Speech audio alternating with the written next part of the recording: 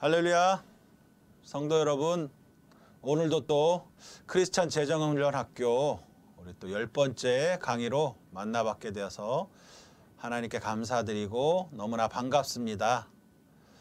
오늘 10번째 시간 우리 같이 또 은혜로 나눠보겠습니다. 10번째 제목은 재물을 드리는 삶이라는 제목으로, 또 부제는 돈, 교회를 세우는 도구입니다 라는 제목으로 같이 은혜 나누는 시간 되었으면 좋겠습니다.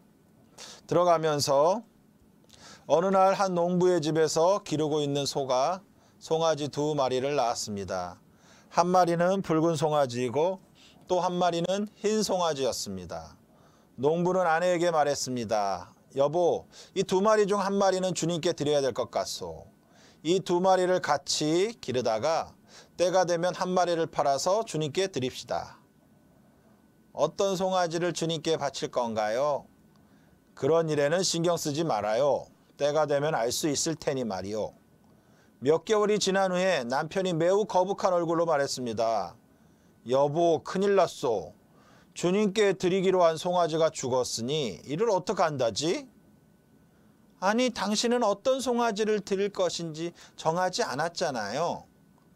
사실 나는 어제 흰 송아지를 드리려고 생각하고 있었거든. 그런데 바로 그 흰 송아지가 죽어버렸으니 주님의 송아지가 죽은 거지. 이렇게 얘기했다고 합니다. 여러분 참 웃긴 얘기죠.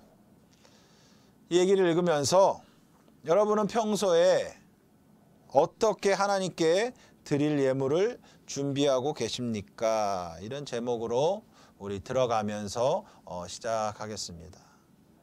여러분은 여러분의 마음대로 하나님께 드릴 것을 또 생각하고 있는지, 오늘 이 예화의 이야기의 사람이 나와는 정말로 닮지 않기를 바라지만은, 혹시 또 이런 모습으로 닮아서 내가 하나님께 헌금 드리려고 했는데 이런 일이 생겨버렸네. 하나님의 것을 내가 드릴 수가 없겠네 하면서 그냥 넘어가는 그러한 일이 없었는지 한번 우리가 생각해 보아야 할 것입니다. 오늘날 우리가 물질에 대해서 계속해서 얘기하고 있습니다. 물질이라고 하는 것은, 재물이라고 하는 것은 사람의 마음에 가장 큰 부분을 차지하고 있기 때문에 우리가 재물에 대해서 계속해서 얘기하는 것입니다. 재물을 내려놓지 못하면 하나님을 마음에 모실 수가 없다라고 하는 것을 우리는 또 이것을 통해서 깨닫게 됩니다. 재물이 차지하고 있는 마음에 하나님이 들어오시기 위해서는 우리는 재물을 내려놓아야 하는 것이죠. 그만큼 악한 마귀는, 사단은 우리들의 마음을 재물에다가 묶어두고 욕심 부리게 하는 그러한 일들로, 그것을 돈으로 우리 사람들을 조정하는 그러한 모습들을 보여주고 있기 때문이다라고 하는 것입니다. 그래서 우리가 순종하기 위해서는 철저히 재물에 대해서 내려놓는 마음이 있어야 되는 것입니다. 재물의 마음을 뺏기고서는 하나님의 말씀에 절대로 순종할 수가 없습니다. 사람이 두 주인을 섬길 수가 없다고 했습니다. 하나님을 섬기거나 또는 재물을 섬기거나, 재물이 그렇게 하나님과 같은 자리에, 신의 자리에 올라와서 사람들의 마음을 좌지우지하고 있다라고 하는 그러한 심각성을 우리가 깨달아야 하는 것입니다. 56페이지 같이 보도록 하겠습니다. 바람직하지 않은 헌금 태도에 대해서 말씀하죠. 하나님은 헌금을 억지로 또는 인색하게 내는 사람보다 즐겨내는 자를 사랑하십니다. 그런데 그와는 다른 모습으로 헌금 드리는 경우를 보게 됩니다. 다음은 그에 대한 예입니다. 각 항목에 대한 올바른 태도를 여러분 나름대로 기록해 보십시오. 여러분의 그 교재에 보면은 이렇게 빈 칸이 되어 있습니다. 여러분 어떻게 거기다가 기록하시겠습니까? 올해 한번 첫 번째부터 한번 여러분 생각해 보면서 교재에 또 적어 보면서 같이 얘기를 나누어 가도록 하겠습니다. 첫 번째, 준비가 안 된 헌금입니다. 오늘은 미처 헌금을 준비하지 못했군. 한 주 정도 헌금을 안 할 수도 있지 뭐. 이렇게 준비가 여러분 헌금이 안 됐을 때 여러분은 뭘 하고 어떻게 행동하시겠습니까? 이 사람의 말에 여러분 뭐 어떻게 해야 올바른 태도라고 생각하시는 겁니까? 여러분 한번 적어보도록 하시기 바랍니다. 잠깐의 시간을 드릴 테니까 한번 적어보세요. 오늘은 미처 헌금 준비하지 못했다. 한 주 정도 헌금 안 할 수도 있지 뭐. 이러한 태도에 이게 잘못된 태도라는 것이죠. 올바른 태도는 무엇일까? 여러분 한번 적어보시기 바랍니다.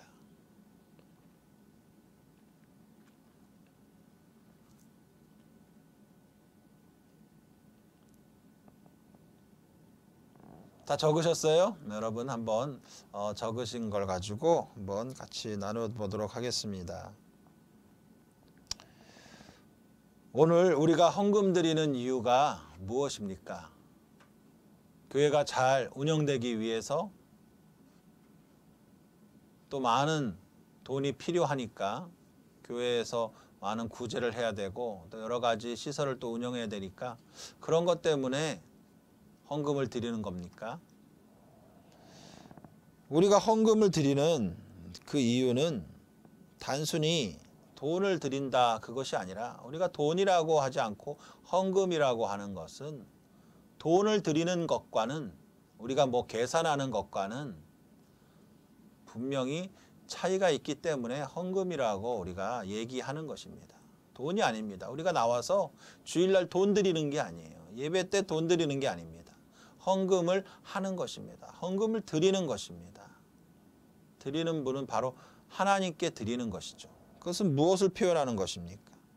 바로 우리가 우리의 믿음의 표현, 신앙의 표현이라고 하는 것이죠. 우리에게 주어진 모든 것은 다 하나님께로부터 왔습니다 라고 하는 그 믿음으로, 그 신앙으로 고백하면서 우리가 헌금을 드리는 것이고, 또 하나님께서 내게 주신 사랑에 감사해서 드리는 것이고, 또 이 헌금을 통해서 우리가 하나님께 하나님 내 마음을 드립니다 라고 하는 헌신하는 의미로, 예배에 그 의미가 있기 때문에 헌금을 드린다라고 하는 것입니다. 그러므로 우리가 사랑과 믿음으로 드리는 예배의 행위가 헌금이 되어야 되지, 있으면 드리고 없으면 안 드리고 오늘 못했으면 다음에 하지 뭐, 그렇게 할 수 있는 것이 아니다라고 하는 것입니다. 헌금은 그냥 주머니를 뒤져서 돈이 있으면 하고, 오늘은 지갑을 안 갖고 왔네? 없으면 안 하고 하는 것이 아니라 미리미리 준비해야 하는 것입니다. 매일매일 하나님의 은혜로 살면서 이번 수요 예배, 이번 철야 예배, 이번 또 주일 예배에 내가 하나님께 너무나 감사해서 이 헌금을 드려야 되겠다. 미리 준비해서 성경책 사이에 끼워 놓거나 또 다른 주머니를 준비해서 또 봉투를 준비해서 거기에 헌금을 준비하고, 또 거기에 기도 제목도 감사 제목도 쓰고, 그렇게 드리는 헌금하고 그냥 예배 시간에 주머니를 뒤적뒤적 해가지고 그냥 나오는 거 하나 잡아서 1,000원짜리 하나 드리는 거하고 하나님이 받으실 때에 천지 차이가 있다라고 하는 것입니다. 두 번째, 조건적인 헌금입니다.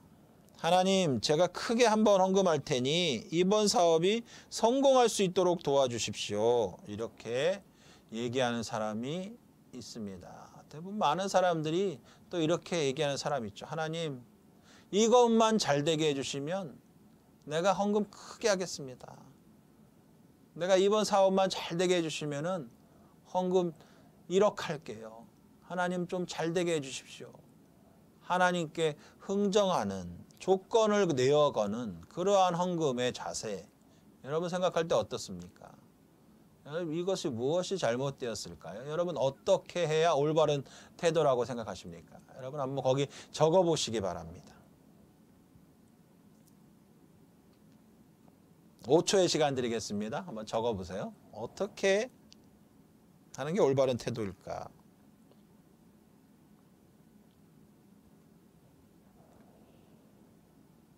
다 적으셨나요? 여러분, 헌금은 아까 앞에도 말씀드렸다시피 무엇이라고 했습니까? 우리의 신앙의 고백이라고 했습니다. 또 하나님께 대한 감사의 표시라고 했습니다. 그러므로 우리가 헌금을 드리는 것이 어떠한 조건이 있어서는 안 된다라고 하는 것이죠. 하나님께 우리 인간이 어떠한 조건을 내세울 수 있습니까? 헌금이라고 하는 것은 예배를 드리는 순수한 그러한 마음으로 하나님께 감사해서 드리는 것이지, 이것 들어주면, 내 소원 들어주면 헌금하고 그렇지 않으면 헌금 안 하고 그런 조건을 내걸 수 있는 것이 아니다라고 하는 것입니다.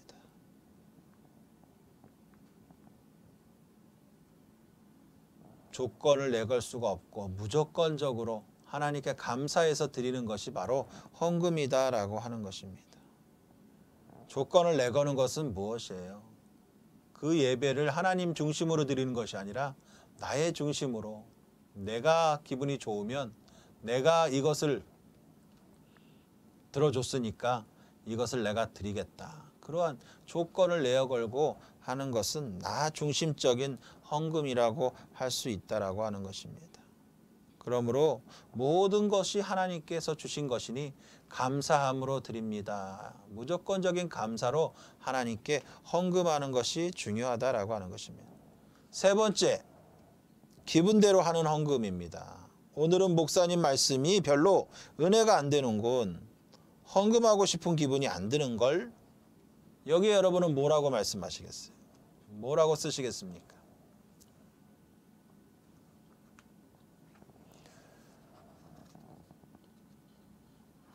계속해서 헌금의 자세에 대해서 말씀하는데, 기분대로, 내가 오늘은 기분이 좋으니까 헌금하고 기분이 나쁘니까 헌금하지 않고, 그러한 자세는 또 안 되는 것이죠. 조건을 내거는 것과 똑같다라고 하는 것이죠. 하나님께 감사해서 감사의 예물을 드리는 것이지 내 기분을 따라서 드리는 것이 헌금이 아니라고 하는 것입니다. 내가 기분이 좋아서 헌금하고 기분이 나빠서 헌금하지 않는다라고 한다면은 하나님이 주신 은혜를 모독하는 결과라고 할 수 있습니다. 하나님의 은혜는 우리가 어떻게 느끼든 느끼지 않든 하나님께서 주시는 은혜는 무조건적이다라고 하는 것입니다. 여러분, 우리가 하나님이 우리의 몸을 만들어 주셨는데, 우리가 몸이 기분 좋으면은 심장이 막 뛰다가도 기분 나쁘면은 심장이 안 뛰고, 그렇게 되면 어떻게 되겠어요? 내가 깨어 있을 때는 심장이 뛰고 잠잘 때는 심장이 안 뛰고, 그러면 사람이 살 수가 없습니다. 심장은 우리가 깨어 있든지 잠을 자든지 24시간 계속해서 뛰는 것이죠. 그래서 우리가 잠을 자고 일어나도 생명을 유지할 수 있는 것입니다. 그것이 바로 하나님의 은혜라고 하는 것입니다. 내 기분에 의해서 오늘은 은혜 받은 것 같으니까 헌금 좀 하고, 오늘은 설교 말씀 은혜가 안 되네, 그렇게 기분 따라서 좌지우지한다면은 하나님의 은혜를 모독하는 것입니다. 하나님 뭐라고 하실까? 나도 내 기분대로 한번 더 해볼까? 그렇게 말씀하시면 여러분 뭐라고 생각하시겠어요? 어떻게 하시겠어요? 하나님의 은혜는 무조건적이고 내 기분과 상관없이 하나님의 은혜가 항상 임한다라고 하는 것을 여러분 생각하십시오. 하늘에 햇빛을 주시고 또 시원한 바람을 주시고 또 비를 주시고, 그것은 내 기분 따라서 하나님 주시는 게 아니에요. 우리는 이 모든 걸 누리고 있으면서도 하나님께 드릴 때는 인색한 마음으로 내가 오늘 은혜 못 받았어, 오늘 나 기분이 별로 안 좋아, 그렇게 헌금하는 것은 하나님을 기쁘시게 하기는커녕 모독하는 것이다 라고 하는 것을 깊이 생각하시기 바랍니다. 네 번째, 비교의식에서 내는 헌금입니다. 박 장로가 헌금 많이 드린다고 창피당하지 않으려면 나도 그 정도 해야 되겠구만. 박 장로가 1,000만 원 헌금한다고? 그러면 나도 내 이름이 있는데 나도 1,000만 원 정도 해야지. 감사가 없이 그냥 비교해서 내가 망신당하지 않으려고, 그래도 내 위치가 있으니까 내가 이 정도는 해준다, 그러한 자세는 또한 잘못된 자세라고 하는 것입니다. 왜 그렇습니까? 감사의 마음이 없는 헌금은 아무리 하나님께 드려도 그것을 기뻐 받으시지 않으시기 때문이라고 하는 것입니다. 헌금은 누구하고 비교해서 저 사람 많이 했다고 그러는데 나도 좀 해가지고 또 목사님께 또 성도들에게 좀 칭찬 좀 받아야지. 비교해서 하는 것이 아니라고 하는 것입니다. 하나님과 나와의 1대1의 관계 속에서 하나님 감사합니다. 너무 감사합니다. 하나님이 은혜 감사해서 헌금을 드립니다. 그것이 100만 원이 됐든 1000만 원이 됐든 10억이 됐든 100억이 됐든 1000억이 됐든 하나님께 감사해서 개인적으로 1대1의 관계로 하나님께 드리는 것이 헌금이지, 누구를 비교해서 그만큼의 헌금을 하는 것은 절대로 잘못되었다라고 하는 것입니다. 하나님은 바리새인의 그 많은 헌금보다 과부가 드린 작은 2렙돈을 더 기쁘게 받으셨다라고 말씀하셨어요.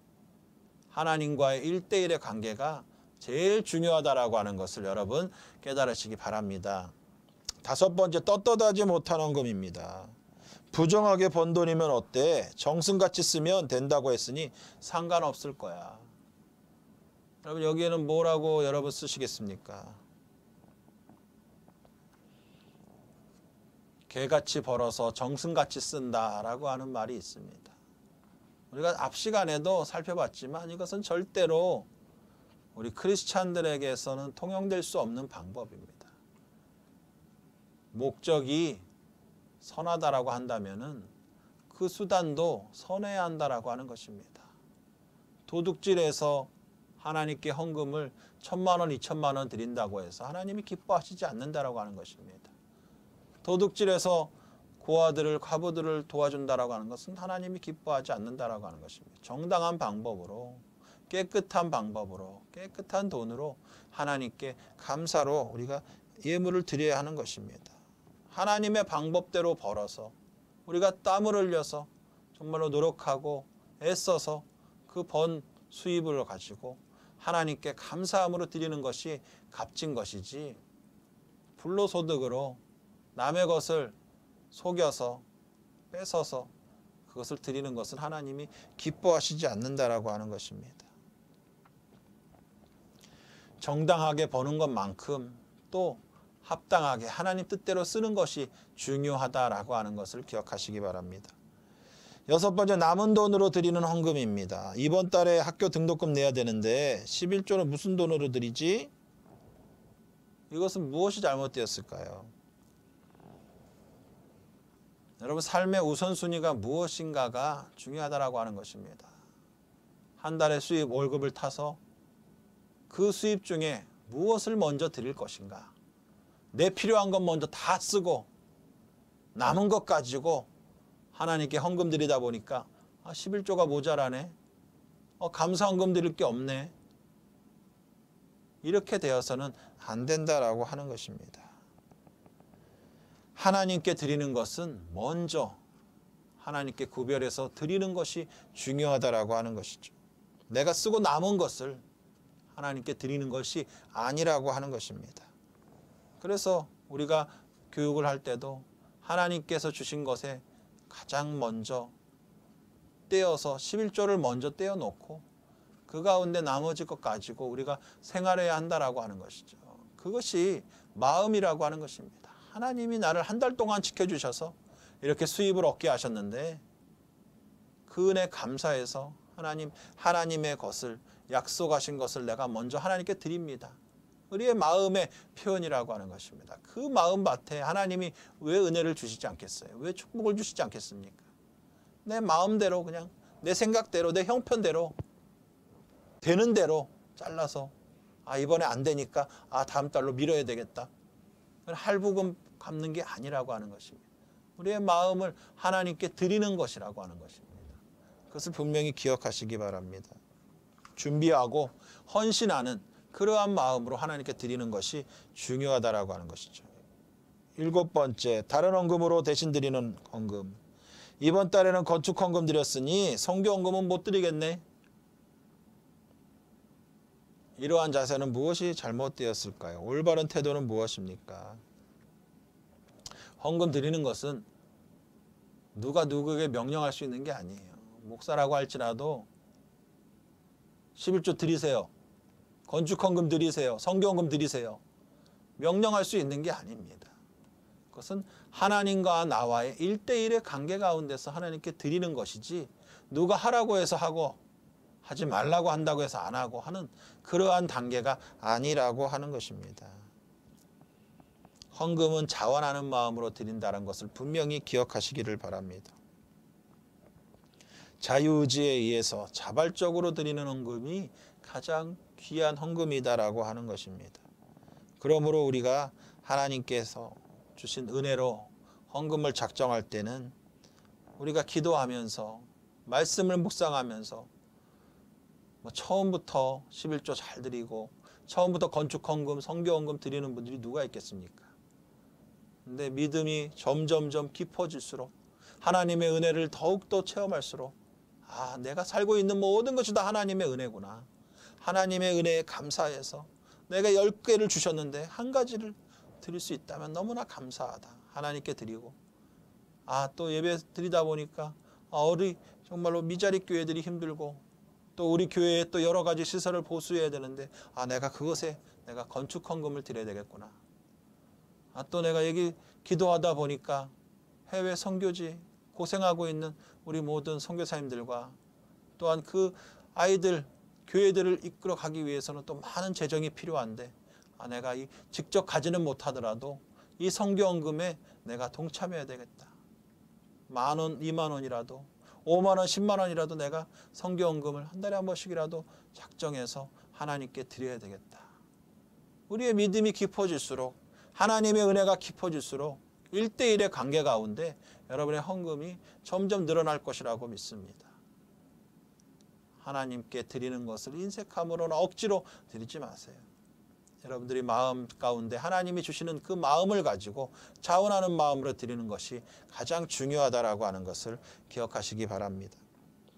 57페이지 보겠습니다. 말씀과의 만남 고린도후서 8장 1절에서 5절, 13절에서 15절까지 우리 같이 읽어보겠습니다. 소리내서 읽습니다.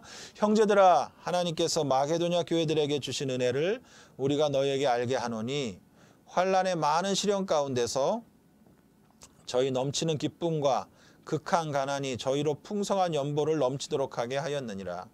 내가 증거하노니 저희가 힘대로 할 뿐 아니라 힘에 지나도록 자원하여 이 은혜와 성도 섬기는 일에 참여함에 대하여 우리에게 간절히 구하니 우리의 바라던 것뿐 아니라 저희가 먼저 자신을 주께 드리고 또 하나님 뜻을 쫓아 우리에게 주었도다. 13절부터 이는 다른 사람들은 평안하게 하고 너희는 공고하게 하려는 것이 아니요 평균케 하려 함이니 이제 너희의 유효한 것으로 저희 부족한 것을 보충함은 후에 저희 유효한 것으로 너희 부족한 것을 보충하여 평균하게 하려 함이라. 기록한 것 같이 많이 거둔 자도 남지 아니하였고 적게 거둔 자도 모자라지 아니하였느니라. 아멘.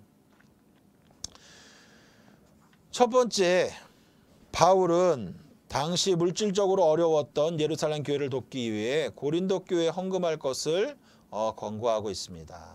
이에 대해 바람직한 모델 교회는 어느 교회입니까? 모델 교회가 어느 교회라고 1절에 말씀하고 있습니까? 마게도냐 교회라고 말씀하고 있습니다.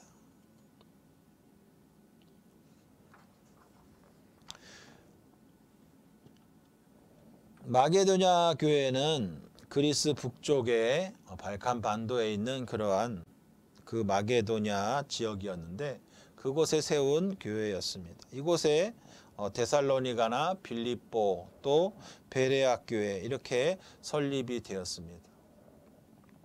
이 마게도냐 교회라는 것은 바로 이런 교회들을 말씀하고 있는 것이죠. 이 마게도냐 지역은 땅이 아주 비옥하고 천연자원이 풍부한 지역이었습니다. 그래서 당시 이 지역은 로마의 지배 안에 있었기 때문에 이 로마가 그들의 수입의 대부분을 다 가져가 버렸다라고 하는 것입니다. 정치적인 박해를 받고 있었습니다. 또 로마 제국의 그러한 내전으로 인해서 기근이 또 이 지역에 찾아왔고 경제적으로도 큰 어려움을 겪고 있었던 것이 바로 이 당시에 마게도냐 지역의 교회들이었어요. 성도들의 형편이 결코 풍부하지 않았다라고 하는 것을 보여주고 있습니다. 그런데 이렇게 어려운 상황에서도 불구하고 마게도냐 지역 교회들이 하나님께 큰 은혜를 받았는데 그 연보의 은혜였다라고 하는 것입니다. 연보에 특별했던 이들의 교회가 다른 지역 교회들을 능가했다라고 말씀하고 있습니다. 이것이 무엇 때문이라고 했어요? 이들이 많이 있어서 드린 것이 아니라고 사도 바울은 말씀하고 있습니다. 무엇 때문이라고 말씀합니까?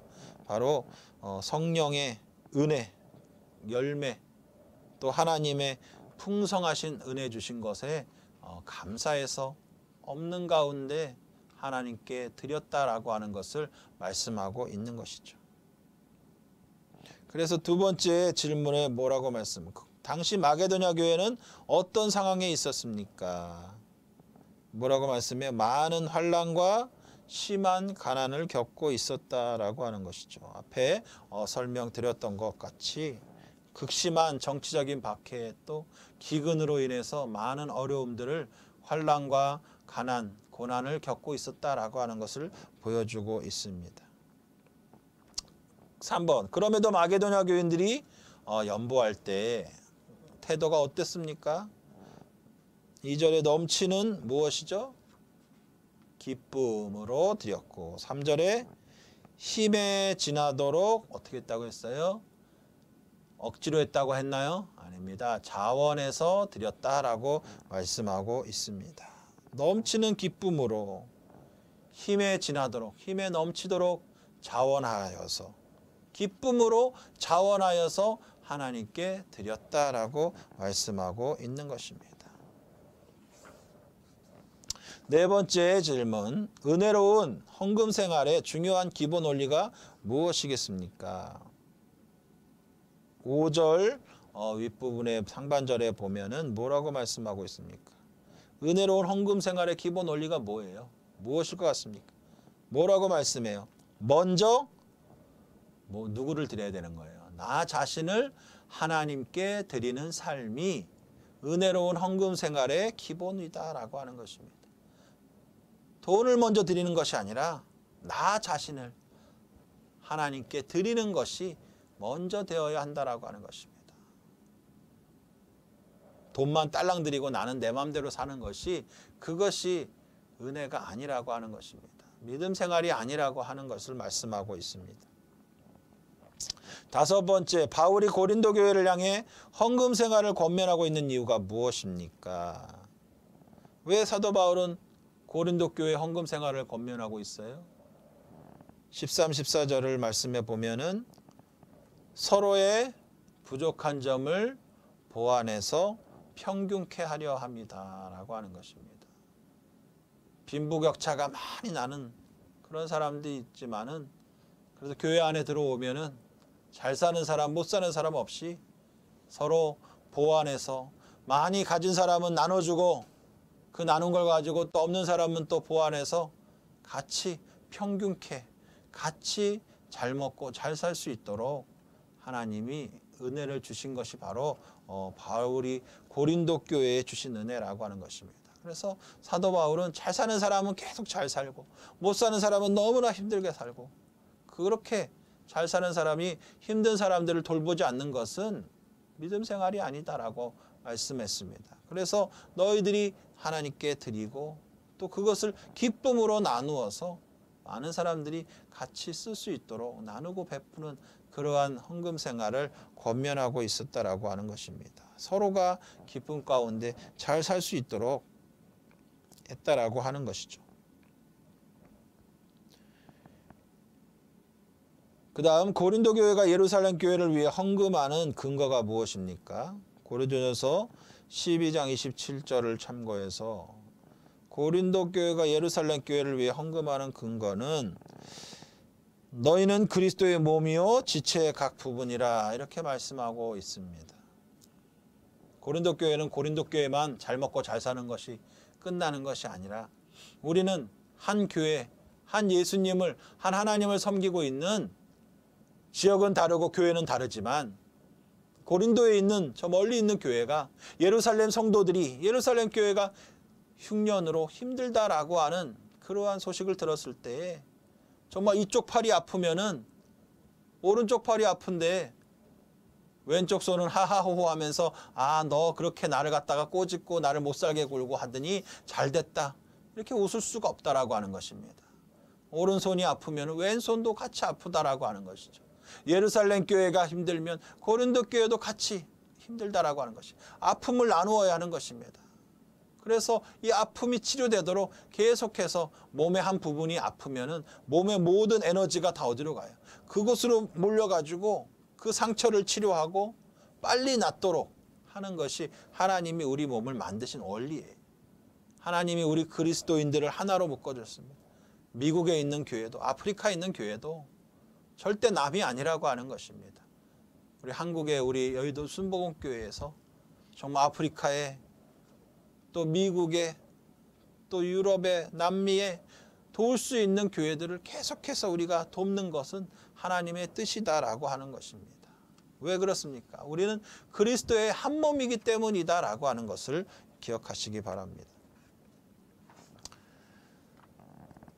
그 다음 재물을 드리는 삶에 대한 연구 같이 보겠습니다. 성공적인 재정관리를 통해 행복한 삶을 누리기 위해서는 우선 물질적으로 하나님과 올바른 관계를 맺는 것이 중요합니다. 하나님을 향한 올바른 재정생활의 출발은 헌금에서부터 비롯됩니다. 헌금은 하나님께 받은 은혜에 대한 감사의 표시이며 하나님 나라의 보물을 쌓는 것이고 하나님 사업에 동참하는 영광스러운 믿음의 표현입니다. 여기 중요한 말씀을 하죠. 행복한 삶을 살기 위해서는 어떻게 해야 된다고 했어요? 성공적인 재정관리를 통해 행복한 삶을 살기 위해서는 우선은 물질적으로 하나님과 올바른 관계를 갖는 것이 중요하다라고 했습니다. 근데 하나님과 올바른 관계에 중요한 것은 무엇이에요? 바로 물질을 하나님께 헌금 생활을 잘하는 것이 하나님과의 올바른 관계를 맺는 것의 시작이다라고 하는 것입니다. 헌금은 무엇이라고 말씀했어요? 하나님께 받은 은혜에 대한 감사의 표시, 또 하나님 나라의 보물을 쌓는 것, 또 하나님 사업에 동참하는 영광스러운 믿음의 표현이다라고 말씀하고 있습니다. 근데 한국교회에 많은 분들이 그렇게 생각해요. 설교 시간에 목사님이 헌금 얘기하면 은혜가 되더라도 은혜가 안 된대. 아이고 또 돈 얘기네, 돈 얘기. 잘 나가다가 돈 얘기하는구만. 앞에 그런 예화가 있었잖아요. 아, 은혜가 막 되다가 돈 얘기하니까 아이고 오늘 설교 망쳤구만. 아이고 은혜가 안 되네. 그것이 남의 얘기가 아니라는 것입니다. 많은 사람들이 강단에서 헌금 얘기하면 돈 얘기한다고 생각해요. 헌금을 돈이라고 생각하기 때문이죠. 목사가 돈 많이 거두어가지고 다른 데 쓸까 봐 그러는지 헌금을 얘기하면은 마음이 다치는 것. 11조 얘기하면 마음이 다치고 딴 생각하는 것입니다. 그것은 올바른 태도가 아니에요. 오히려 우리는 강단에서 헌금 생활을 더 많이 강조해야 돼요. 돈 많이 내라는 것이 아니에요. 헌금 많이 무조건 많이 하라는 것이 아니에요. 헌금을 통해서 우리가 어떠한 것을 표현할 수 있다는 거예요. 하나님과의 올바른 관계를 내가 맺고 있는가? 내 삶의 우선순위의 가장 첫 번째는 하나님인가 돈인가? 그것을 내가 가늠해 볼 수 있다라고 하는 거예요. 그렇기 때문에 올바른 헌금, 하나님께 드리는 헌금이 중요하다라고 하는 것을 분명히 우리에게 말씀해 주고 있습니다. 구약의 말씀을 보세요. 하나님께 드리고 드릴 때는 어떻게 드려라. 그것을 철저하게 관리하고 하나님이 말씀해 놓으셨어요. 하나님이 뭐 소나 양이나 잡는 것을 좋아하셔서 그렇겠습니까? 하나님은 고기를 드시지도 않는데 왜 그렇습니까? 그 드리러 나오는 그 사람들의 마음, 그 마음을 하나님이 기뻐하시기 때문에 너희는 예물을 가지고 나에게 나와라. 하나님의 그 사랑의 마음을 우리가 이해할 수 있다라고 하는 것입니다. 오늘날에는 송아지가, 염소가, 양이 이제 돈이 되었어요. 그 예물을, 헌금을 하나님께 드리라고 하는 것입니다. 그냥 돈만 땅 드리는 것이 아니라 하나님께 마음을 드리라고 하는, 그것이 하나님이 우리와 만나고 싶어하는, 우리가 예배를 기쁘게 드려야 하는 이유라고 하는 것입니다. 그러므로 이제 여러분들 강단에서 헌금 얘기한다고 마음에 시험 들지 마세요. 아, 하나님이 나에게 주시는 말씀이구나. 나를 살펴보세요. 아, 내가 정말 하나님을 더 돈보다 사랑하고 있는가? 내가 헌금 생활을 어떻게 하고 있었지? 그냥 습관적으로 그냥 감사 없이 드리고 있지 않았는가? 여러분, 나 자신을 살펴보는 그런 시간이 돼야 되지. 아이, 교회에서 또 돈 얘기한다. 원망하고 불평하는 것은 전혀 여러분의 믿음 생활에 도움이 안 되고 플러스가 안 되고 마이너스밖에 될 수 없다라고 하는 것입니다. 제가 하는 이 얘기를 듣고 또 여러분들 시험에 들지 않기를 바랍니다. 여러분을 말씀으로 인도하는 것이, 올바로 가르치는 것이 우리 목사들의 책임이고 또 선생님들의 책임이죠. 그렇기 때문에 분명히 여러분 기억하시기를 바랍니다. 헌금 생활을 통해서 하나님과의 올바른 관계에 가장 기초가 된다라고 하는 것을 기억하시기를 바랍니다. 헌금은 단순히 내 소득을 하나님께 드리는 것이 아니라 하나님께 대한 감사의 표현이고 하나님의 그 일에 동참하는 것이다 라고 하는 것을 기억하시기 바랍니다. 이 헌금 드리는 모두가 다 하나님께 예배 드리는 것 중에 하나라고 하는, 예배 시간에 헌금 시간이 포함되어 있잖아요. 우리의 마음을 드리는 것이 예배 중에 하나라고 하는 것을 기억하시기를 바랍니다. 절대로 교회에서 돈이 필요해서 여러분한테 돈 내라고 하는 게 아니에요. 하나님의 교회는 하나님이 책임지십니다. 그러므로 그런 이상한 마음 먹지 말고 하나님께 내가 어떻게 드리고 있는가를 여러분 기억하시고 깨닫기를 주님의 이름으로 축복합니다. 첫 번째, 그리스도인에게 있어서 헌금의 중요성이라고 하는 것이죠. 아까 앞에 잠깐 말씀드렸다시피 헌금은 믿음의 외적 표현이다라고 하는, 헌금이 구원의 조건은 아니지만 구원받은 자가 표현하는 믿음의 징표가 된다. 삭개오도 예수님 만난 뒤 가난한 자들을 위해 자신의 재물을 내어놓기로 결심합니다. 삭개오가 예수님 만난 다음에 어떻게 했습니까? 내 소유의 절반을 가난한 사람들에게 나눠주겠습니다. 또 한 가지 폭탄 선언을 합니다. 내가 남의 것을 억지로 뺏었다면은 4배나 갚겠습니다. 4배를 내가 갚아주겠습니다. 삭개오는 뭐였어요? 세리장이었어요. 세리 중에 우두머리였습니다. 그 당시 세리는 로마와 계약을 맺어서 이 마을에서, 이 여의도에서 내가 1년에 10억을 세금으로 로마에 바치겠습니다. 계약서를 딱 쓰고 어떤 수단과 방법을 가리지 않고 10억을 거두든 20억을 거두든 30억을 거두든 10억만 꼬박꼬박 거기다가 로마에다가 바치면은 별 문제가 없었어요. 그러니까 세리들이 아주 아득바득하면서 악한 방법으로 동족의 피를 빨아먹는다라고, 그러한 죄인 중에 죄인이 바로 세리다라고 지적을 받으면서 세리가 악랄하게 세금을 받는 거잖아요. 그렇기 때문에 죄인이라고 사람들이 싫어하고 가까이 하지 않았어요. 그 중에 우두머리였으니까 삭개오는 얼마나 죄인 중에 괴수였겠습니까? 근데 예수님 만나고 나서 삭개오가 마음이 활짝 열렸어요. 내가 정말 죄인이었구나. 내가 내 동족들을, 내가 내 이웃들을 그렇게 못 살게 굴면서 돈을, 내가 세금을 억지로 걷어가지고 딱 맞게 거두면 되는데 그것을 넘치도록 걷어가지고 나만 호의호식하고 잘 먹고 잘 살았구나. 깨닫게 된 거예요. 하나님과 올바른 관계가 맺어지게 된 거예요. 회개가 일어났습니다. 구원받았어요. 그러니까 이제 물질의 마음이 없어요.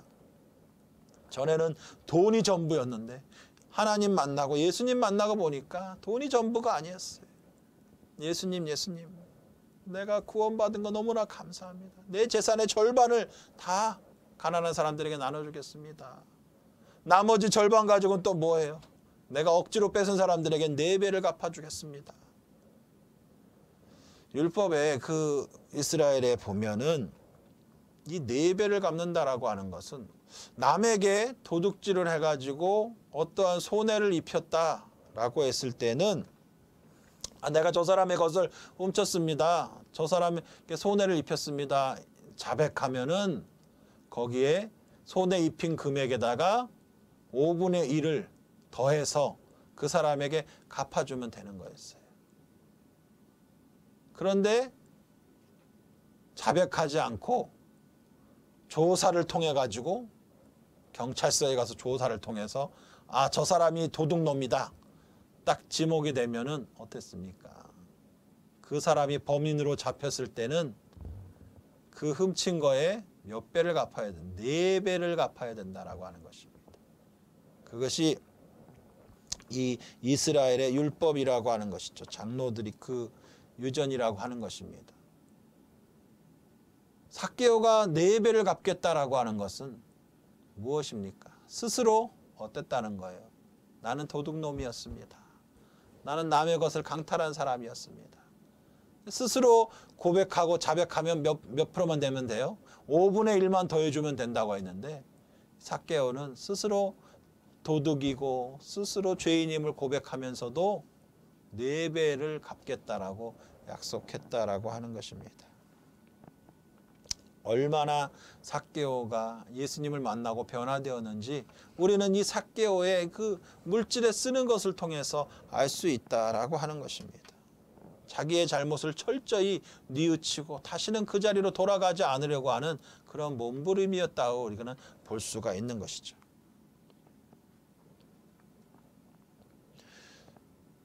두 번째, 복음 전파 거룩한 수단이다. 헌금이라는 것은 교회 재원을 통해 그리스도의 몸된 교회가 유지되고 성장할 수 있습니다. 또한 전도와 선교, 구제를 위한 사역을 감당하게 됩니다. 초대교회도 자발적인 헌금으로 인해 핍절한 사람이 없었다고 말씀합니다. 사도행전 4장 34절에 그 중에 핍절한 사람이 없으니 이는 밭과 집 있는 자는 팔아 그 판 것의 값을 가져다가. 우리가 하나님께 감사로 사랑으로 드리는 이 헌금을 통해서 하나님은 또 우리 주변에 도움이 필요한 사람들에게 나눠주게 하셨다라고 하는 것입니다. 우리 주변에 가난한 사람, 힘든 사람이 없어야 한다라고 하는 것이죠. 그들에게 예수 그리스도를 전해야 되고 또 그들의 필요를 우리가 채워줄 수 있는 교회, 우리 이웃을 도와줄 수 있는 성도들이 되어야 한다라고 말씀하고 있는 것입니다. 헌금은 자발적으로 감사로 드리는 것이라고 말씀했습니다. 또 우리 주변에 어려운 사람들을 돕는 것은 또 우리 그리스도인의 의무라고 말씀하고 있는 것입니다. 교회의 헌금은 복음을 전파하기 위해서, 선교하기 위해서 사용되고 또 구제하기 위해서 우리가 1년에도 몇 번씩 우리가 희망박스를 만들어서 많은 사람들에게 나눠주고 또 교구별로 또 쌀 나누기도 하고 또 김장 나누기도 하고 여러 가지를 통해서 우리 주변에 힘든 사람이 없도록 그들을 돌보는 것이 우리 그리스도인이 해야 할 의무라고 하는 것이, 교회도 마땅히 그러한 일에 앞장서는, 여러분들이 드는 헌금을 가지고 그러한 일에 앞장서는 것이 교회라고 하는 것입니다. 두 번째, 헌금의 종류라고 하는 것이죠. 첫 번째, 책임감 있게 드릴 헌금은 무엇입니까? 11조와 작정헌금이다 라고 말씀. 말라기 3장 10절은 우리가 많이 잘 알고 있는 말씀이죠. 너희 온전한 11조를 창고에 들여 나의 집에 양식이 있게 하고 그것으로 나를 시험하여 내가 하늘문을 열고 너희에게 복을 쌓을 것이 없도록 붙지 아니하나 보라. 온전한 11조는 혹 전부 모든 것, 그러한 뜻을 갖고 있습니다. 온전한 11조는 그 형식적으로 수입의 일부분만 드리는 것이 아니라 10분의 1, 11조를 특별히 하나님께 구분해서 드리다라고 하는 것입니다. 하나님께서 시험하라고 하신 말씀이 하나도 없는데 오직 이 말씀에서는 나를 시험하라 말씀하고 있습니다. 너희 창고에 먹을 것이 내가 복을 쌓을 것이 없도록 붙지 않는지 너희들 봐라. 나를 시험해 봐라. 11조 드려서 나를 시험해 봐라라고 말씀하고 있는 거예요. 하나님께서 얼마나 답답하셨으면 나를 시험해 보라고 말씀하고 있습니까? 하나님은 결코 인간의 시험의 대상이 될 수 없는 분이심에도 불구하고 나를 시험해 보라라고 말씀하고 있습니다. 하나님의 능력을 시험해 보라는 것이 아니라 하나님 말씀에 순종하라. 내가 이렇게 말한다. 강조한다. 내가 너희에게 복을 꼭 줄 것이다. 11조를 드려서 너희의 마음을 나에게 주어라. 너희의 마음이 나에게 있다는 것을 보여줘라. 이렇게 말씀하고 있는 것입니다. 두 번째, 기본적인 헌금, 주일헌금, 감사헌금, 절기헌금, 성교헌금, 성미. 신명기 16장 16절 너희 중 모든 남자는 1년 3차 곧 무교절 77절 초막절에 내 하나님 야훼 택하신 곳에서 야훼께 보이되 공수로 야훼께 보이지 말고. 기본적인 헌금은 주일헌금이라고 했습니다. 감사헌금, 절기헌금, 성교헌금, 성미가 있다라고 말씀했습니다. 모든 남자는 1년에 3번 하나님께 나와 성전에 가서 예배드려야 되는데 무교절, 77절, 초막절 이 3번이 이스라엘의 3대 절기인데 이때 예루살렘에 가서 성전에 가서 하나님께 예배드려야 돼요. 제사 드려야 됩니다. 그런데 무엇이라고 말씀했어요? 공수로 야훼께 보이지 말라 말씀하고. 공수가 뭐예요? 공수. 빌공자에서 이게 빈손, 맨손, 입만 가지고 가서 하나님 감사합니다. 그렇게 하지 말라고 말씀하고 있잖아요. 빈손으로 오지 말아라. 너희의 재물을 가지고 와서 하나님께 감사를 표시해라라고 말씀하고 있는 것입니다.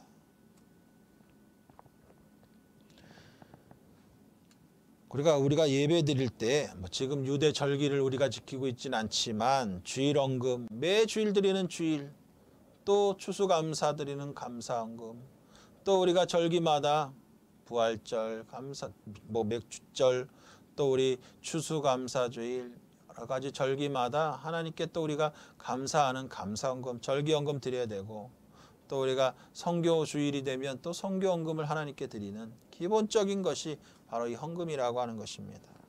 또 세 번째, 목적을 지닌 헌금이 있습니다. 건축헌금과 구제헌금이 있죠. 열왕기하 12장 9절에 제사장 여호야다가 한 궤를 취하여 그 뚜껑에 구멍을 뚫어 야훼의 전문 어기 우편 곧 단 옆에 두매 물은 야훼의 전에 가져오는 은을 다 문을 지키는 제사장들이 그 궤에 넣었더라. 교회를 건축하기 위해서 우리가 드리는 헌금을 건축헌금이라고 하고, 또 우리 주변에 힘든 사람들을 구제하기 위해서 드리는 것을 구제헌금이라고 하죠. 신명기 14장 28절에 매 3년 끝에 그의 소산의 10분의 1을 다 내어 내 성읍에 저축하여 너희 중에 분깃이나 기업이 없는 레위인과 내 성중에 우거하는 객과 고아와 가부들로 와서 먹어 배부르게 하라 말씀하고 있습니다. 매 3년 끝에 이 안식년을 기준으로 매 3년마다 제2의 11조를 하나님께 드리는 것이에요.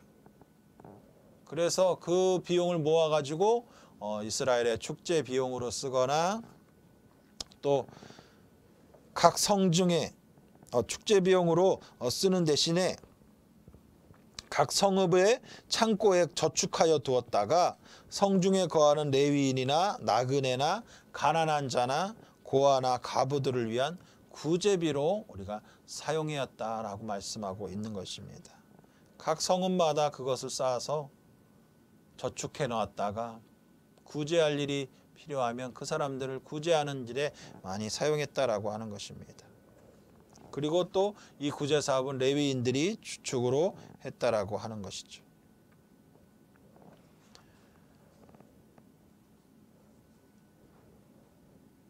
오늘 말씀을 보면서 성경이 제시하고 있는 헌금의 종류가 세 가지로 구분할 수 있죠.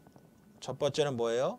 11조와 작정헌금이고, 두 번째 11조에 대해서는 다음 강의 시간에 자세히 살펴보도록 하고요. 두 번째는 하나님께 감사와 헌신을 표현하기 위해 드리는 각종 예배 헌금, 기본 헌금이라고 여기는 되어 있죠. 주일 헌금, 감사 헌금, 절기 헌금, 성교 헌금. 또 세 번째는 특정한 목적을 위해서 드리는 헌금이 있다. 건축 헌금과 또 우리 구제 헌금 등 여러 가지 목적을 넣고 우리가 사용하기 위해서 드리는 헌금이 있다라고 하는 것을 기억하십시오. 세 번째, 헌금 생활의 올바른 태도입니다. 첫 번째, 믿음으로 드리십시오. 자신의 물질이 하나님께서 주신 것임을 믿는 자세로 드리는 것이 중요합니다. 이는 우리 헌금을 하나님께서 받으시고 우리 삶을 책임져 주실 것을 확신하는 표현이기 때문입니다. 히브리서 11장 4절에 아벨이 어떤 제사로 하나님께 어떤 태도로 드렸다고 했습니까? 믿음으로 아벨은 가인보다 더 나은 제사를 하나님께 드림으로 말씀하고 있습니다. 무엇으로 드렸어요? 믿음으로 드리는 것이 중요하다라고 말씀하고 있습니다. 두 번째, 어떤 자세로? 감사로 드리십시오. 헌금은 하나님 은혜에 대한 감사의 외적 표현입니다. 순종이 제사보다 낫다고 하신 말씀은 물질 자체보다 드리는 마음과 태도가 더 중요하다는 것을 보여줍니다. 시편 50편 23절에 하나님을 영화롭게 하는 사람은 어떤 사람입니까? 감사로 제사를 드리는 자가 나를 영화롭게 하나니. 감사로 하나님께 드리는 자, 그것이 하나님께 영광이다라고 하는 것입니다. 하나님을 영화롭게 한다라고 말씀하고 있습니다. 헌금은 감사의 표현이다라고 하는 것을 잊지 마시기 바랍니다. 세 번째, 자발적으로 드리십시오. 하나님은 타의에 의해 혹은 비교의식 가지고 내는 헌금보다 마음으로 즐겨내는 헌금을 원하십니다. 강요에 의해 드리는 헌금은 교회나 성도 모두 은혜가 되지 않습니다. 역대상 29장 9절에 이스라엘 백성들은 성전 건축을 위해 어떤 마음으로 드렸습니까? 역대상 29장 9절에 말씀하죠. 백성이 자기의 즐거이 드림으로 기뻐하였으니. 백성들이 자기의 즐거이 드림으로 기뻐하였다. 기쁨으로. 왕이 억지로 내라고 하지 않았어요. 성전 건축하는데 억지로 내라고 하지 않았어요. 즐거이 기쁨으로 자원하는 마음으로 드렸다라고 말씀합니다. 성심으로 하나님께 드렸다라고 말씀하고 있죠. 네 번째, 풍성하게 드리십시오. 하나님께 받은 은혜가 크고 감사가 크면 클수록 헌금도 풍성해지는 법입니다. 바울은 너그럽고 후하게 연보를 하라고 권면합니다. 누가복음 21장 2절 3절에 한 과부 헌금을 보시고 예수님은 어떻게 말씀했습니까? 누가복음 21장에 보면은 또 어떤 가난한 과부가 2렙돈 넣는 것을 보시고 가라사대 내가 참으로 너에게 말하노니 이 가난한 과부가 모든 사람보다 많이 넣었도다 말씀하고 있습니다. 예수님 볼 때 2렙돈, 2엽전, 동전의 가장 기본 단위, 가장 낮은 단위인 그 헌금을 드리는 그 과부의 헌금보다 왜 많은 사람들이 더 많이 넣었겠죠. 10,000원, 100,000원, 1,000원 더 많이 넣었겠죠. 근데 이 과부는 200원 넣었어요. 200원 헌금했어요. 그런데 예수님 보실 때 이 과부가 드린 헌금은 다른 사람보다 더 많이 드렸다라고 하는 것을 말씀하고 있어요. 무엇 때문입니까? 감사의 마음으로 드렸기 때문이다라고 하는 것이죠. 그 마음을 하나님은 너무나도 기쁘게 크게 받으셨다라고 하는 것이죠. 우리가 예물이 비록 없을지라도 정말로 1,000원 한 장 드릴지라도 그 마음에 감사하는 마음으로 정말로 드린다면 하나님은 100만 원, 1,000만 원 드린 감사 없이 드린 헌금보다 더 기뻐하셔요. 그러나 1,000원 드린다 할지라도 그냥 일상적으로 안 낼 수 없으니까 사람들이 눈이 있으니까 그냥 드린다. 그것은 올바른 헌금이 아니라고 하는 것입니다. 여러분 앞으로 헌금 드릴 때 정말 감사의 마음을 담아서 우리가 좀 헌금 드리기 전에 하나님 감사합니다. 감사합니다. 기도로 그 예물을 준비하고 하나님께 감사로 예물 드리시기 바랍니다. 하나님께 받은 은혜가 크면 감사가 클 수밖에 없죠. 이 과부는 넉넉하지 않았어요. 그러나 없는 살림에서 정말로 그 2렙돈도 이 사람에게는 한 끼 식사가 됐을지도 몰라요. 꼭 필요한 돈이었을지 몰라요. 그러나 그것을 하나님께 남이 볼 때는 작은 거였지만 하나님께 감사로 드렸더니 하나님이 기쁘게 크게 받으셨다라고 하는 것입니다. 그런 얘기가 생각납니다. 어떤 교회에서는 1년에 몇 번씩 특별히 감사주일에 감사헌금을 작정하는데 그 작정한 헌금을 목사님이 강대상에서 읽었다고 그래요. 아무개 집사님 얼마 하셨습니다. 아무개 집사님 얼마 하셨습니다. 그렇게 읽어가는 가운데 장로님 한 분이 그 해 감사헌금으로 30만 원을 작정했다고 그래요. 아무개 장로님 30만 원 작정하셨습니다. 이렇게 읽어야 되는데 목사님의 눈에 갑자기 하나가 더 보였어요. 아무개 장로님 300만 원 작정하셨습니다. 그 얘기를 듣고 있던 장로님 깜짝 놀랐어요. 나 30만 원 썼는데? 마음이 무거웠어요. 목사님은 그렇게 본인이 실수했는지도 모르고 넘어갔어요. 그리고 감사주일이 되었습니다. 감사헌금 할 때 아무개 장로님이 목사님 말씀하신 대로 300만 원을 헌금했다고 그래요. 목사님이 놀랐어요. 왜 장로님이 평소에는 이렇게 하지 않으시다가 300만 원 하셨지? 그런데 나중에 실수를 알게 됐어요. 큰일 났어요.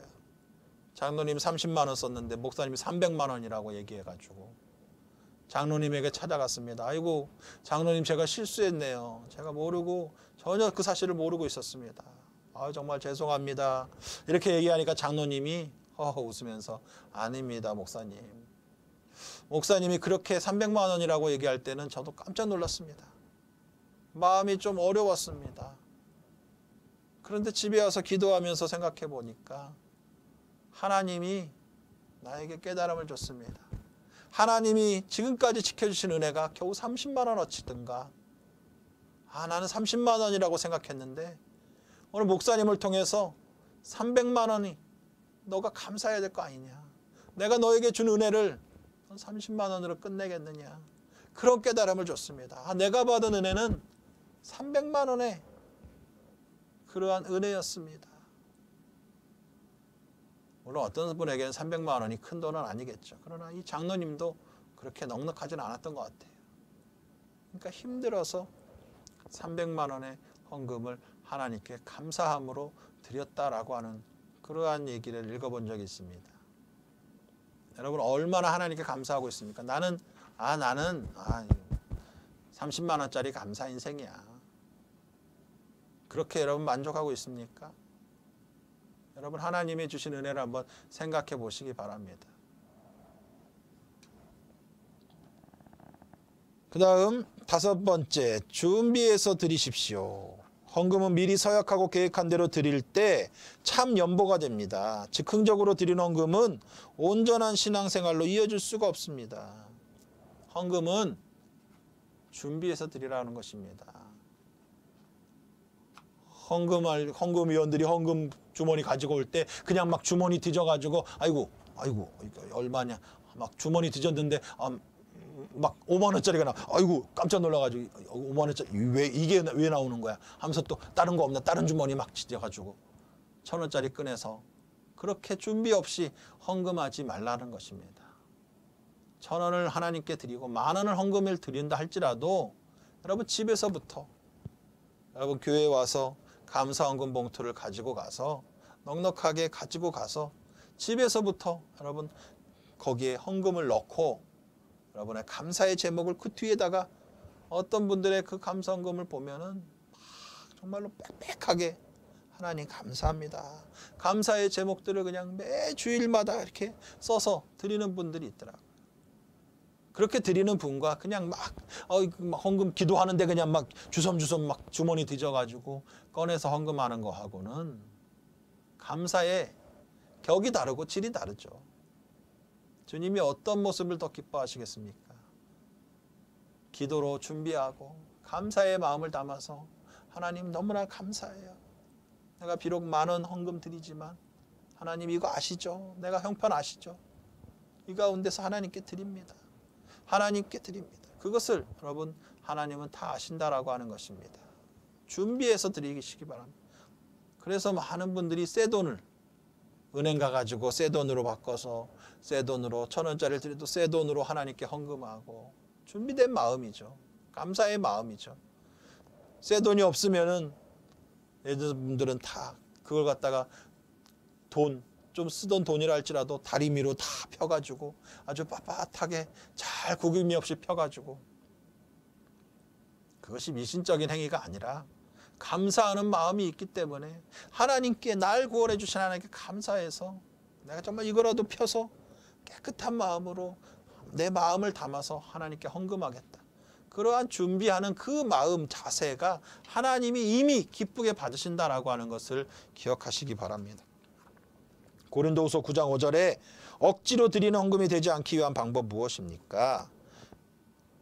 이러므로 내가 이 형제들로 넘져 너희에게 가서 너희 전에 약속한 연보를 미리 준비케 하도록 권면하는 것이 필요한 줄 생각하였노니 이렇게 준비하여야 참 연보답고 억지가 아니니라. 준비하여야 참 연보답고 억지가 아니라고 했습니다. 준비하지 않은 것은 참 연보가 아니고 억지라고 하는 것이죠. 헌금을 미리 준비해야 한다라고 분명히 말씀하고 있습니다. 그 다음 성도 간의 바람직한 물질 관계, 교회 내 돈거래 원칙, 교회 안에서 원칙적으로 성도 간 물질 거래를 지향하는 것이 좋습니다. 은혜롭지 못한 물질 관계로 인해 성도들 간에 시험이 들거나 교회 전체가 위기에 처하게 되는 경우도 종종 있기 때문입니다. 그리스도인이 이 세상에서 가져야 할 빚은 사랑의 빚, 복음의 빚뿐입니다. 성도 간에 물질 관계로 인해서 어려움 당하는 분이 너무나 많이 있습니다. 서로 믿기 때문에, 서로 가족 같기 때문에 빌려주고 빌려쓰고 어려울 때 그렇게 할 수도 있겠죠. 그러나 웬만해서는 성도 간의 물질 거래는 안 하는 것이 좋다라고 하는 것입니다. 왜? 사람이 속이려고 하는 게 아니라 돈이 없어서 딴 마음을 품게 되는 경우가 많기 때문에 그것 때문에 지역 안에 문제가 생기고 성도 간에 욕설이 오가고 싸움이 일어나고 교구 안에 또 문제가 생기고 그러므로 이러한 근본을 차단하는 것이 좋다라고 하는 것입니다.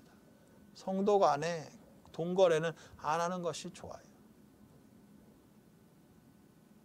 정말로 저 사람이 힘들고 어렵다면 내가 정말로 줄 수 있는 내가 도와줄 수 있는 한도 안에서 그를 그냥 도와주겠다는 마음으로 도와줘야지 내가 저 사람에게 돈 얼마 부어주고 은행 이자보다 더 비싼 의자로 내가 이자로 받아야지 그렇게 생각해서 돈 거래하는 것은 절대로 바람직하지 않다라고 하는 것입니다. 교회 안에서 성도 안에 돈 거래는 하지 않으시기를 바랍니다.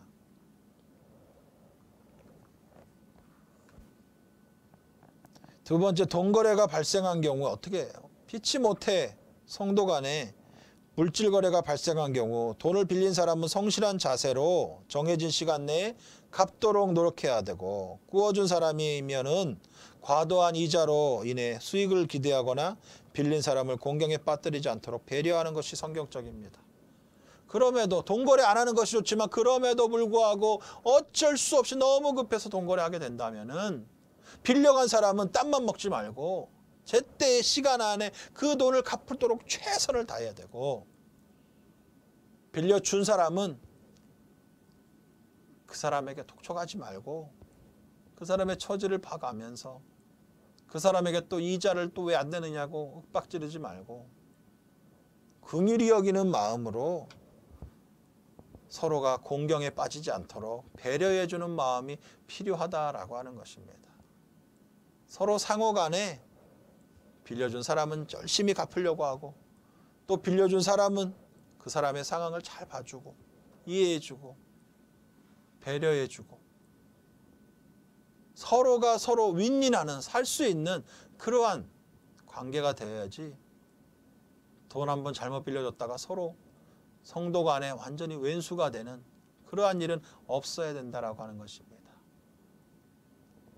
첫 번째는 서로 돈거래하지 않는 것이 제일 좋고 하지만 부득불 돈거래하게 된다면 서로가 서로를 도와줄 수 있는 자기가 할 수 있는 최선을 다해서 열심히 갚으려고 하고 또 기다려주고 촉촉하지 말고 여유 있는 마음으로 그렇게 오히려 더 좋은 관계로 우리 집사님 때문에 권사님 때문에 제가 위기를 잘 넘길 수 있었습니다. 그렇게 좋은 고백이 올 수 있는 그러한 관계가 되어야 한다라고 하는 것을 말씀하고 있습니다. 오늘 강의를 마치겠습니다. 적용과 실천 보겠습니다. 지금까지 재물을 드리는 삶에 대해 함께 공부했습니다. 특별히 새롭게 깨닫고 은혜 받은 부분이 있으면 나누는 시간을 가져보시기 바랍니다. 두 번째, 헌금 생활의 올바른 태도 5가지 중에서 자신에게 가장 자신 있는 부분과 반대로 부족한 부분은 무엇이었습니까? 여러분의 얼굴을 볼 수가 없으니까 여러분 어떻게 강의를 듣고 계신지 잘 모르겠습니다.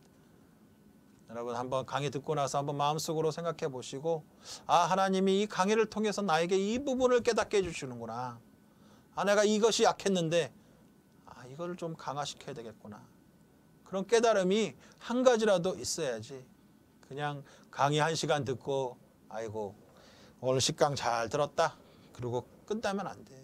여러분의 잘못된 부분들이 정말로 복받을 수 있는 그러한 말씀에 근거한 자세로 바뀌어지는 것을 원하고 그렇기 때문에 우리가 크리스천 재정학교라고 하는 이 특별한 과정을 진행하고 있는 거 아니겠습니까?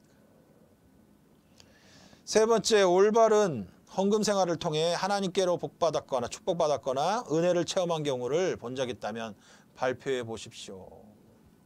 여러분 주위 분들에게 한번 이렇게 은혜를 나누는 시간을 가져보시기 바랍니다. 이제 한번 기도하는 시간을 갖겠습니다. 우리가 늘 기쁘고 자원하는 마음으로 헌금 생활할 수 있도록 그로 인한 영적인 축복을 맛볼 수 있도록 여러분 이 시간 기도하기 원합니다. 감사함으로 드리고 있었는지 억지나 인색함으로 드리고 있었는지 깨달으시고 하나님의 은혜를 한번 기억하시고 그 하나님께 내가 어떻게 이 은혜를 갚아야 될 것인가 여러분 생각하시고 헌금 생활을 감사함으로 드릴 수 있도록 우리 같이 통성으로 한번 기도하겠습니다. 주여 주여 주여 아버지 하나님 감사합니다. 아버지 하나님께서 오늘 또 크리스천 재정학교 우리 은평대교구 우리 3040 귀한 성도들을 위해 우리 10번째 강의를 진행하였습니다. 아버지 하나님께서 축복하시고 재물을 드리는 삶에 대해서 우리가 10번째 시간으로 공부하였는데 아버지 하나님 우리가 정말 하나님께 어떻게 헌금하고 있는지 깨닫게 하여 주시옵소서. 헌금은 억지로나 인색함으로 드리지 말라고 했습니다. 기쁜 마음 자원하는 마음으로 준비하여 드리라고 풍성하게 드리라고 했습니다. 아버지 하나님 우리의 모습이 잘못되었던 걸 깨닫게 하여 주시니 감사합니다. 헌금은 돈을 드리는 것이 아니라 하나님의 그 은혜 주신 것에 감사하여 우리의 마음을 또 담아서 주님께 드리는 예물이라고 했습니다. 아버지 헌금을 통하여서 하나님과의 그 올바른 관계가 되어 있는지 우리가 깨달을 수 있습니다. 하나님 기쁘고 자원하는 마음으로 하나님 각종 11조와 또 작정헌금과 주일헌금과 감사헌금과 건축헌금 또 여러 가지 목적 헌금들을 우리가 기쁨으로 드리게 하셔서 하나님 이 헌금이 하나님의 교회를 통하여서 또 우리 주변에 도움이 필요한 모든 사람들 이 서울 지역에 또 해외 선교지 교회에 전파되게 하여 주시고 복음이 전파되고 사랑이 전파되는 은혜가 있게 하여 주시옵소서. 이 일에 우리가 쓰임받도록 주 성령님 우리 마음을 붙잡아 주시고 날마다 은혜 주신 하나님께 감사로 나가는 우리 성도들 되게 하여 주시옵소서.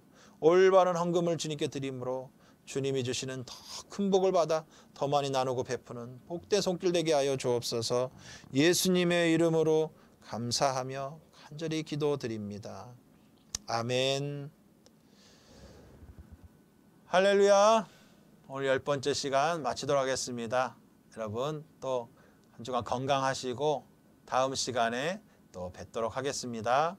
할렐루야.